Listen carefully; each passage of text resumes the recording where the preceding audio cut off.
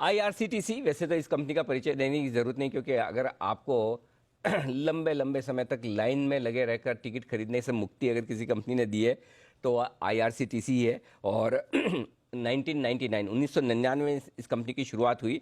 2008 में मिनी रत्न का दर्जा मिला। अभी ये टिकट बुकिंग, कैटरिंग और पैकेज ड्रिंकिंग वाटर का कामकाज करती है। 2019 में इशू आया था, आपको पता ही है, सुपर बम्पर इशू, 112 गुना ये इशू भरा और उसके बाद स्टॉक ने कभी पीछे मुड़कर नहीं देखा और इन्वेस्टर्स के लिए बड़ी वेल्थ कमाई। लेकिन आज हमारे साथ एक बेहद बेहद खास मेहमान कार्यक्रम में हो रही शामिल। वो है आईआरसीटीसी की सीएमडी, चेयरमैन और मैनेजिंग डायरेक्टर रजनी हसीजा जी। और उन्होंने अभी अभी 3 फरवरी को इसी महीने सीएमडी का पदभार संभाला है। और सबसे पहले जी बिजनेस से बातचीत करने का उन्होंने निश्चय किया है, तो इसलिए रजनी जी का बहुत बहुत धन्यवाद। पहले मैं उनका परिचय आपसे करवा दूं। जो मैं बात कर रहा था कि आपको जो टिकट्स के लिए लाइन में लगने से जो मुक्ति मिली है, उस मुक्ति दिलवाने में रजनी जी का सबसे बड़ा योगदान है। क्योंकि ये वेबसाइट irctc.co.in जो शुरू हुई है, उसमें पूरी भूमिका रजनी जी की रही है। और मैं बता दूं क्यों रही है, क्योंकि वो रेलवे में आईटी, मार्केटिंग, ऑपरेशंस, प्लानिंग का लंबा अनुभव रखती है। 1988 बैच की आईआरटीएस ऑफिसर हैं। 32 साल से ज़्यादा लंबा करियर उनका है। दिल्ली यूनिवर्सिटी से एमफिल कर चुकी हैं।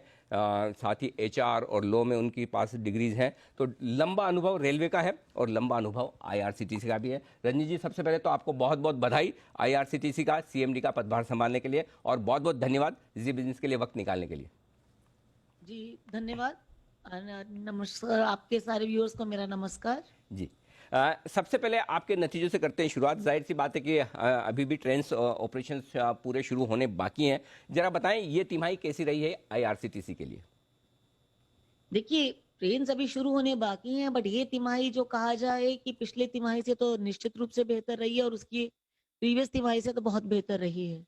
बट ओवरऑल आईआरसीटीसी ने जो पिछले साल में जो किया था और इससे कंपेयर करें तो थोड़ा भी काफी अभी हम दूर हैं, बिकॉज कोविड ने अगर किसी के ऊपर इम्पैक्ट डाला है तो वो सबसे ज्यादा ट्रैवल एंड टूरिज्म फ्रेटर्निटी पर और केटरिंग बिजनेसेस पर, हॉस्पिटैलिटी सेगमेंट पर डाला है। ये बिजनेसेस की ग्रोथ काफी स्लो हो गई है। अगर हम अपने सेगमेंट वाइज देखें बिजनेसेस को, तो हमारा जो रेल नीर का सेगमेंट है उसमें अभी हमारा प्रोडक्शन लेवल जो है खाली 17% पर चल रहा है, जबकि जब नॉर्मल टाइम होता है तो हम 80% के आसपास करते हैं। बट ग्रेजुअली जैसे जैसे ट्रेनें इंट्रोड्यूस हो रही हैं वैसे वैसे हमारा बिजनेस इंप्रूव करता जा रहा है।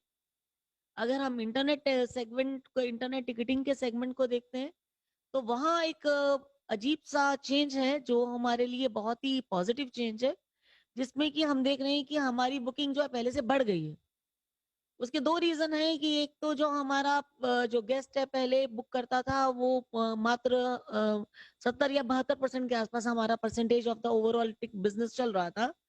वो अब आज की डेट में 83% हो गया है और हमारा नॉन एसी सेगमेंट का जो शेयर है वो भी काफ़ी हद तक बढ़ गया है। तो आप ये कह सकते हैं कि इंटरनेट टिकटिंग के पैटर्न में काफ़ी चेंज आया है और यहाँ हमारा जो बिज़नेस है पहले की तुलना में बेहतर कर रहा है during normal times also. But अगर हम केटरिंग की बात करते हैं तो केटरिंग में हमारा बिजनेस जो है पहले जितना नहीं आ रहा, लेकिन हम ग्रेजुअली पिछले क्वार्टर से इस क्वार्टर में जरूर बेहतर कर चुके हैं और हम उम्मीद कर रहे हैं कि और ट्रेनें इंट्रोड्यूस हो रही हैं तो और हम इससे बेहतर करेंगे। Hmm. Tourism has now taken off well. अब बीच में तो वो एक समय लग रहा था कि शायद ये टूरिज्म के लिए बहुत ही अजीब सा ईयर होने वाला है, बट हमारी सारी जो है बजट सेगमेंट की गाड़ियां, भारत दर्शन और डीलक्स ट्रेनें अब स्टार्ट हो चुकी हैं और IRCTC is back in form as far as the work profile is concern. Perfect. तो रजनी जी, ये तो बात अब तक की हुई। अब ये बताएं कि सब लोग जो आपके निवेशक हैं, साथ ही दर्शक हैं, कंज्यूमर्स, कस्टमर्स हैं, जो ट्रेवल करते हैं, वो भी ये जानना चाहते हैं कि पूरे ऑपरेशंस कब तक बैक ऑन ट्रैक होंगे। कब से आप समझते हैं कि सारी ट्रेन शुरू होने की संभावना है, कब से आईआरसीटीसी के ऑपरेशन सारे नॉर्मल हो जाएंगे। इनफैक्ट इसके बारे में तो मैं ज्यादा कमेंट नहीं कर पाऊंगी क्योंकि अभी अभी कोई official intimation of start of business नहीं मिला है। हम्म। जैसे ही हमें मिलेगा हम आपके व्यूअर्स के साथ जरूर शेयर करेंगे और official communication is yet to be awaited, but hopes are there that it is going to be started soon. बिल्कुल ठीक बात है।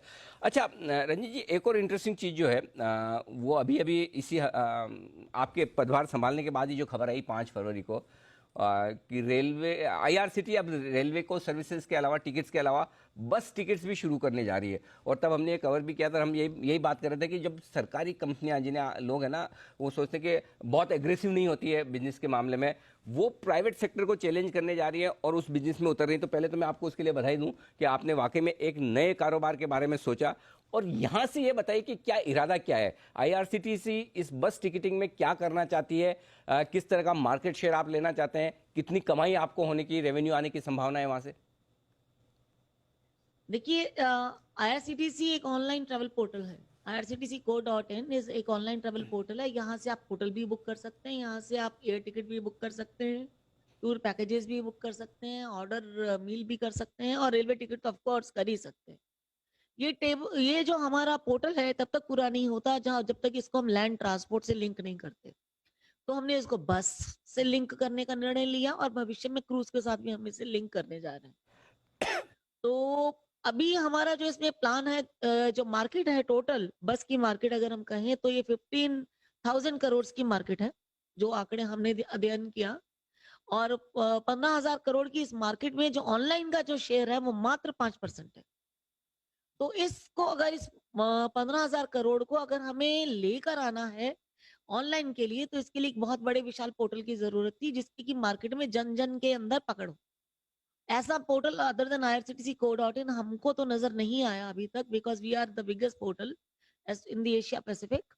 तो हमको लगा कि अगर हम एक बस की सर्विस शुरू करते हैं तो हम निश्चित रूप से जनमानस के रिक्वायरमेंट तक पहुंचेंगे, क्योंकि गाड़ी से उतरने के बाद अब किसी को अगर पब्लिक ट्रांसपोर्ट की आवश्यकता होती है, तो कहीं मेट्रो है तो लोग मेट्रो में जाना प्रेफर करते हैं, बस से जाना प्रेफर करते हैं।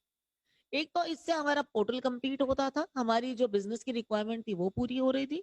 और दूसरा, हमें इसमें एक हमें लगा था कि हम लग रहा है कि हम जो है, और रादर मेरा तो पूर्ण विश्वास है कि हम इस बिजनेस सेगमेंट को बहुत अच्छे से कैप्चर करेंगे। एज ऑफ नाउ हमारे जो बिजनेस पार्टनर हैं, अभी बस एंड रेड रेड बस, इनके साथ हमने टाई अप किया है, और हमने 22 स्टेट में और 8 यूटीज में इसको स्टार्ट करने का निर्णय लिया है। इसमें से हमने अभी तक 12 स्टेट्स लाइव कर दिए हैं और 2 यूटीज लाइव कर दिए हैं, और टोटल हम अभी तक 6,000 प्राइवेट बस ऑपरेटर्स को ले आए। तो आप देख सकते हैं कि इसमें जो भविष्य है हमारा काफी उज्जवल प्रतीत हो रहा है। गजब है। मैं मतलब मुझे लग ही नहीं रहा कि मैं कोई एक सरकार की कंपनी की सीएमडी से बात कर रहा हूँ। मतलब एकदम टॉप प्रोफेशनल मैनेज्ड कंपनियां जो होती है, नॉन प्रोमोटर बैकग्राउंड वाली की, कोई आईटीसी एलएनटी जैसे, उनका जो मैनेजमेंट एग्रेसिव होता है। आपने क्रूज की भी बात की, क्रूज की सर्विसेज शुरू करें। मुझे लग रहा है कि अब एक ही बचा है मैम आपके लिए, शायद टैक्सीज और कैब्स ओला उबर को टक्कर देने के लिए। टैक्सीज और कैब्स जी टैक्सीज और कैब्स में हमारा जो थोड़ा एक्सपीरियंस अभी हम और गेन कर रहे हैं, जी, ईश्वर ने चाहा तो वो भी होगा। चलिए बहुत बढ़िया, आपको बहुत बहुत शुभकामनाएं। अच्छा, एक चीज और मैं पूछना चाहता हूँ, अगर मुझे सही ध्यान में है तो आईआरसीटीसी ने भी अभी जो 150 प्राइवेट ट्रेन चलाने की बात सरकार ने की है, क्या आपने भी वहां पर बिड किया? आप भी प्राइवेट ट्रेन चलाने में इंटरेस्टेड है आपकी कंपनी? जी हाँ, हम वहाँ के एक बहुत एग्रेसिव बिडर हैं।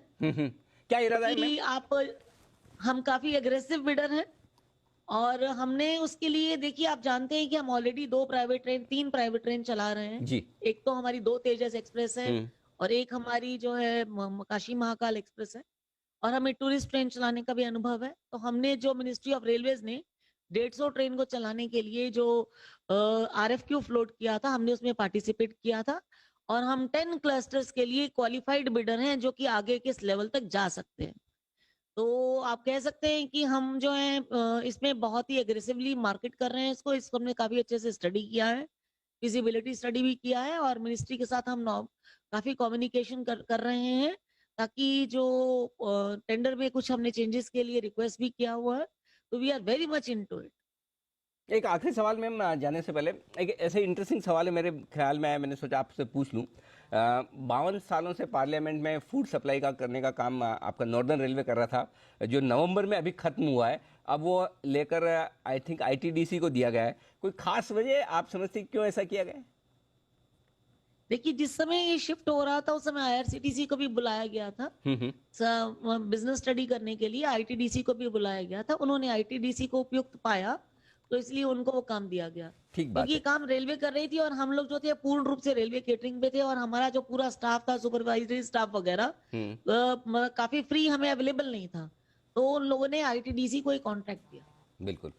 तो चलिए मैम, बहुत बहुत धन्यवाद और बहुत बहुत शुभकामनाएं आपको इस पदभार संभालने के लिए। उम्मीद करते हैं कि आपके नेतृत्व में आईआरसीटीसी और नई ऊंचाइयों को छुएगा, अच्छी प्रोग्रेस करेगा और उम्मीद करते हैं कि लोगों को आपके साथ टिकटिंग एक्सपीरियंस और बेहतर होगा और सारी सेवाएं एक साथ मिलेंगी। और आप देखिए, आपके कॉन्फिडेंटली बात करने का असर दिख रहा है। स्टॉक दिन की ऊंचाइयों पर पहुंचता हुआ आईआरसीटीसी मजबूती के साथ ट्रेड करता हुआ दिख रहा है। नए मैनेजमेंट को पसंद करता हुआ मार्केट। बहुत बहुत शुक्रिया रंजीत जी, हमारे लिए वक्त निकालने के लिए। जी, धन्यवाद। Thank you.